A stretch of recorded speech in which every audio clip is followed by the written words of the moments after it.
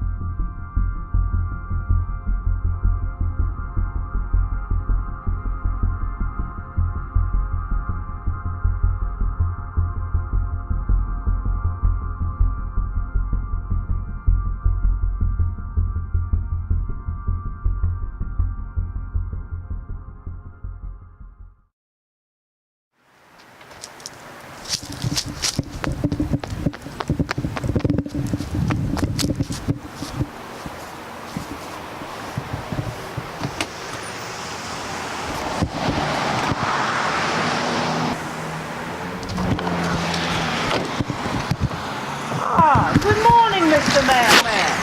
Is my Playboy in yet? Asshole!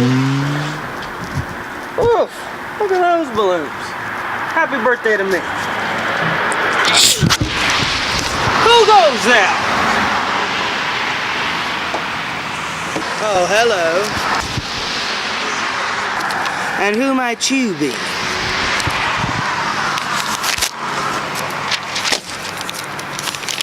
Let's see here. Abigail Gregory, tabloid reporter on the Klinker case looking for Alexander Bringston. Well, shit. 3 months wasn't bad, but you'd think as a former detective I'd be better at hiding. But here we are. Well, since you found me, I'll give that interview I'm assuming you want. Let's get it. Here goes nothing.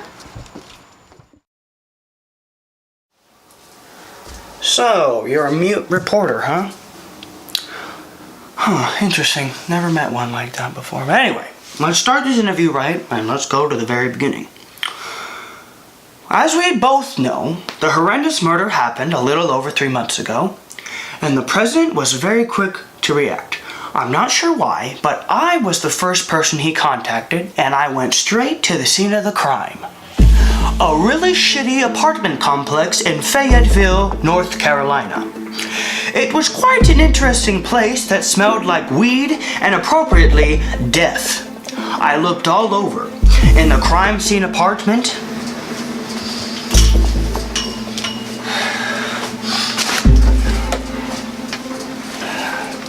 aha! This sock is crusty. In the mailboxes,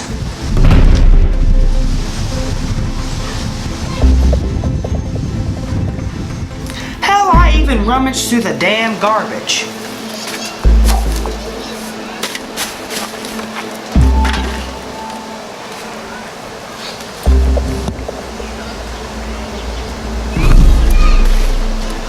We found nothing so far. But after a day and a half of searching, I couldn't find a single clue that was left behind. Next, I went to Lightning's advertising director, Lillian Furlow. She is certain that her sister Cameron was the culprit, but that she had disappeared mere moments before Jeffrey was killed. The following week, I just ran around town, interviewing anybody I could, anybody who I thought might have a single clue as to where Cameron might be. However, when I approached the three that would actually speak to me, that kind of rhymes. Anyway, when they all requested that they not be recorded for privacy reasons. Not that it mattered, because they were all useless pieces of living, breathing garbage when it came to information. Nobody knew where she was, but she was my only lead, so I decided to go back to DC and organize what little I did have. As I did that though, the president's cabinet was really drilling me about getting this solved. It was absolutely agonizing. After 2.5 weeks of mindlessly looking for clues, having Mr. Trump breathing down my neck and pulling my hair out due to the stress, I just said, fuck it. And I gave up. I resigned as an FBI detective. The idiots in the White House already paid me for this job, so I had nothing to lose. I just jumped ship. As a man in the government and with a shit ton of money, I had someone change my social security number, I packed up, and I moved here to Pinehurst, North Carolina. And it's probably how you found me. God damn, am I terrible at hiding. Anyway, with my disappearance, I guess the president had a genius epiphany and decided that it would be less suspicious to just stop updating the public than to explain that I had disappeared. Hell, I don't even know if he has anybody on the case at this point or if he just completely gave up on it after I left.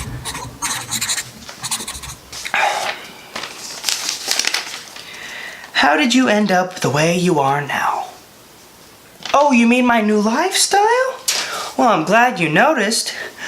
After I left, I realized that I needed to change my look or I would most definitely be recognized in public. Besides, I think this better suits me than that clean-shaven look that was forced to have before. On my way out of the house one day, a boyish man crawled out from behind my garage. He was probably in my dumpster. Why, hello there, young man. Who the hell are you and why are you behind my garage? I'm Frank. I'm just the local homeless man, and I always give out wisdom to the newcomers in my town. Well, first of all, I don't need any wisdom, and you smell like a pile of horseshit that's been sitting in the sun for 3 years, so if you could kindly just get off of my vicinity. What the heck? Fella, you can't lie to me. I can tell that something's bothering you. The stress is just coming out of your body. It was weird, like he somehow knew exactly what had happened. As for you, I will share my rules of life. Your rules of life? My rules of life! And, what are those rules? Allow me to tell you.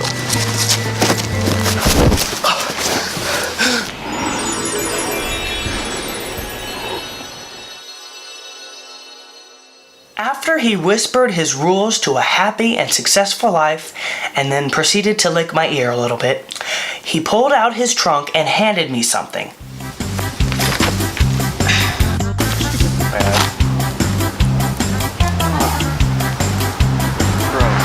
I'm trying to find something for you real quick.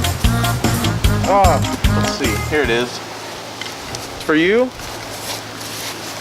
The glasses of wisdom.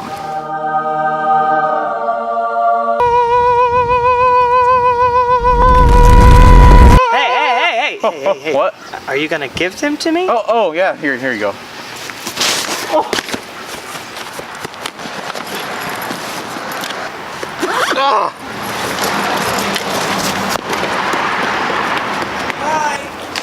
And just like that, he was gone and I never saw him again.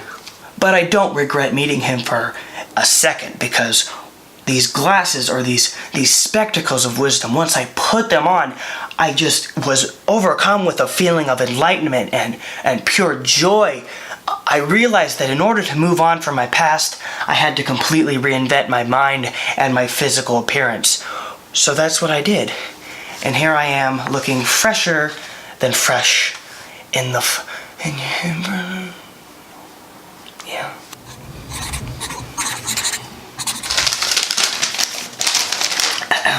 What are the 4 rules of life? Interesting. Well, I guess it's time for a little show and tell, isn't it?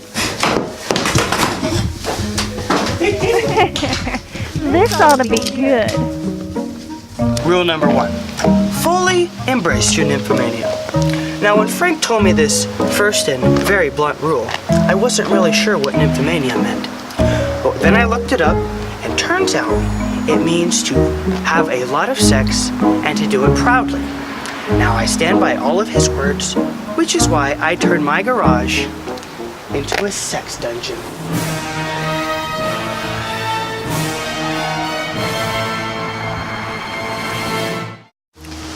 Now, I figured I'd get this one out of the way because I'm not going to be showing you what's inside these doors. No. Demonstrations of rule number 1 are extremely exclusive and, you're not my type, so stay out. Stay out. Rule number 2. Find a man who knows Mary Jane and befriend her. Pretty straightforward, I thought. So, today, we're gonna be doing a little DIY segment. How to make a jippity joint. Step 1. Take your little weed clusters, take a knife, and chop off their little itty bitty tree chunks like so. Just like this. Take them off because you don't want those while you're high up in the sky. While you're at it, go ahead and rip off the little top, the little green part, the fun part, and the little itty bitty tiny little flakes, because that's what we're gonna use. Okay. Once you got that done, we're gonna head on to step 2. Take on a little piece of paper, lay it down, just like that, and you're gonna take some weed and lay it down right in the middle.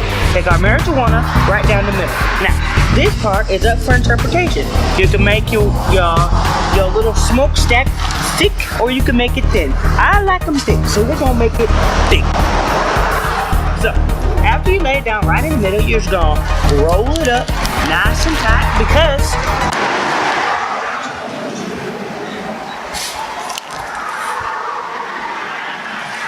you're gonna roll it up nice and tight because we all know a good blunt, whether thick or thin, is nice and tight. So that's what we're gonna do. We're gonna make it nice and tight.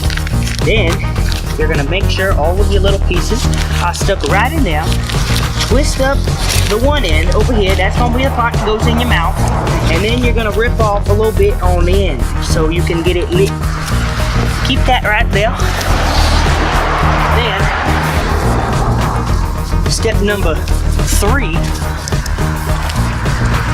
blaze it up and hit the high.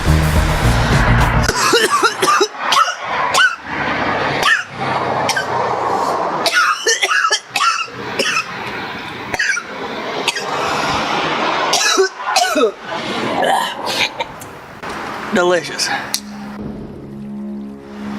Rule number 3. Hit Zen climax with powerful yoga. After relaxing our minds with our good friend Mary Jane, we must relax our bodies with nice clean exercise in the nice open and fresh air. Let me share with you some of my favorite poses. Warrior 1. Chair pose. The boat pose. Oh, the beautiful butterfly. The recliner. The potato. And last, but certainly not least, the world famous downward dog. Don't worry, the neighbor kids love this.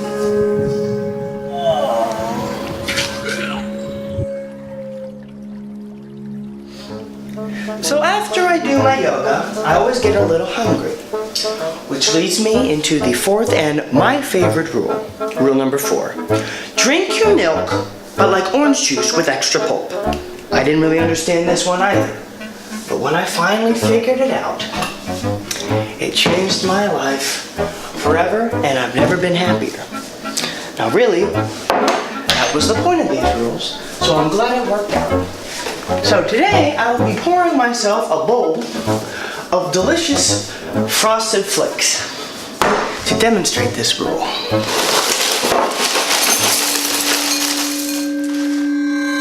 Get a load of this.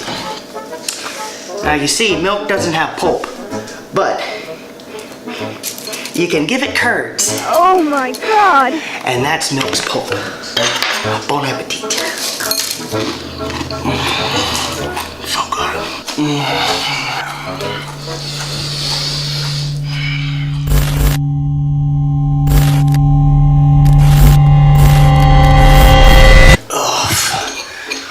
The only downside to this delicious meal is that there's a 25% chance that you'll get the massive shits with a side of blood farts.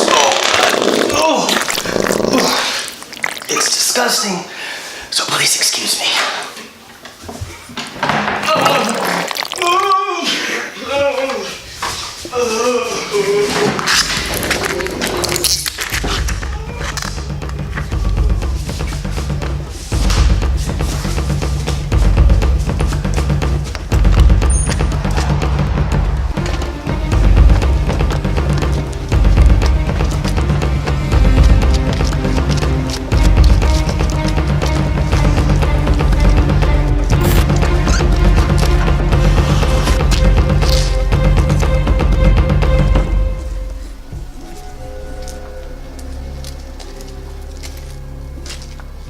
What in the world?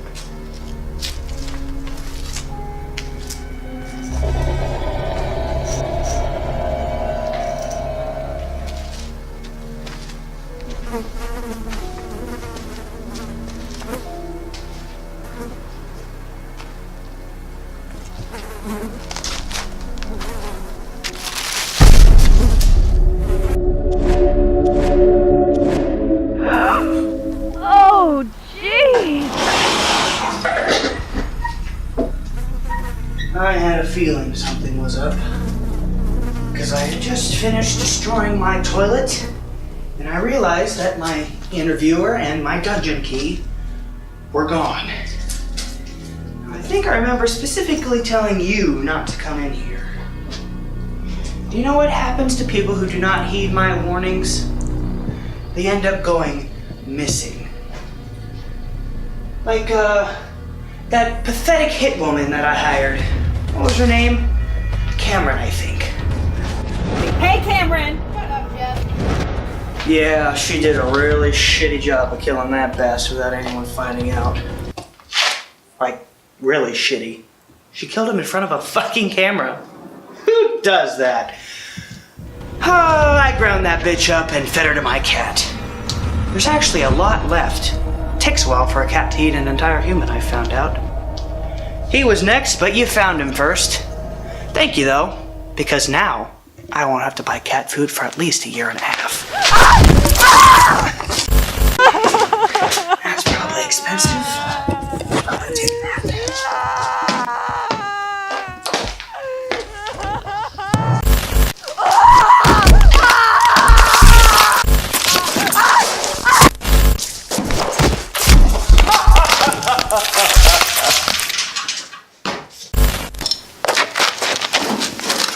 Rule number 5, never let anyone go against your word.